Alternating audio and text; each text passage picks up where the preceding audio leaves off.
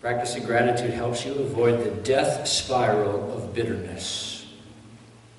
Hebrews 12:15 is an interesting verse. It says, "See to it that no one fails to obtain the grace of God, that no root of bitterness springs up and causes trouble, and by it many become defiled." What's especially dangerous about not practicing gratitude is where it will take you in the end if you're not careful. Now, grief, anxiety, fear, when we face misfortune, these are all proper ways to respond. It proves that we are human. It proves that we have a beating heart. Jesus felt these emotions. Paul felt these emotions. David, he wore his heart on his sleeve. If you've read his Psalms, he told God all the time how he felt. No filters, no mask. God, I'm so happy. God, I'm mad. God, I'm scared. I'm so lonely I could cry. Where are you? It's okay to show those emotions. What's not okay is allowing those emotions to occupy your heart and take over. The Bible is swift to warn us in particular against bitterness. And I like this word, the root of bitterness, where the emotion, this dark emotion, is so entrenched in my heart that it worms its way in until it takes completely over. I move from feeling this way to becoming this way. It's a death spiral.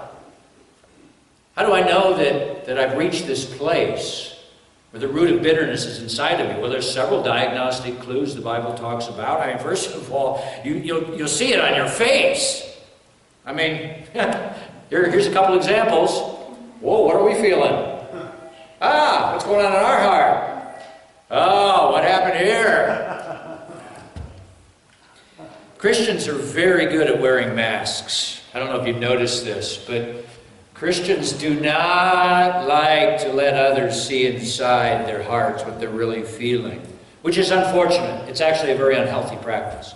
You know, one sign of a healthy church is that when you're feeling unhealthy, you can share it and no one will judge you or yell at you or rebuke you. What they will do is love you and minister to you and listen to you and pray for you. That's the sign of a healthy church.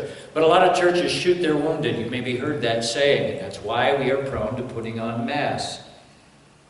But when you enter the death spiral of bitterness, you don't wear a mask anymore. It's just on you 24/7.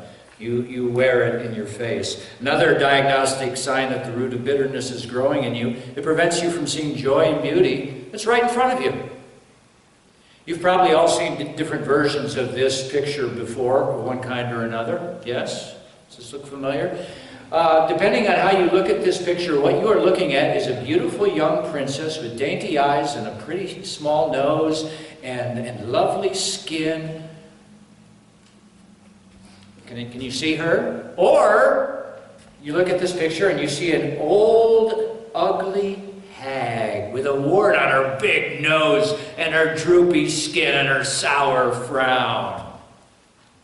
Are you all there? Can you see both things? But here's the thing. If the root of bitterness has got a hold of you and is wrapped around your heart, you can only see the old, ugly hag. You can't see the beautiful young princess anymore.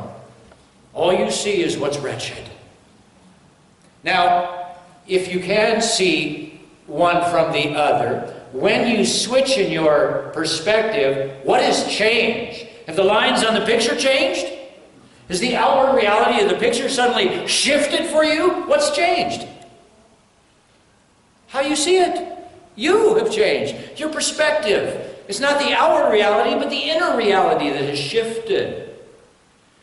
People who succumb to the root of bitterness need to let Jesus come inside and heal them from within.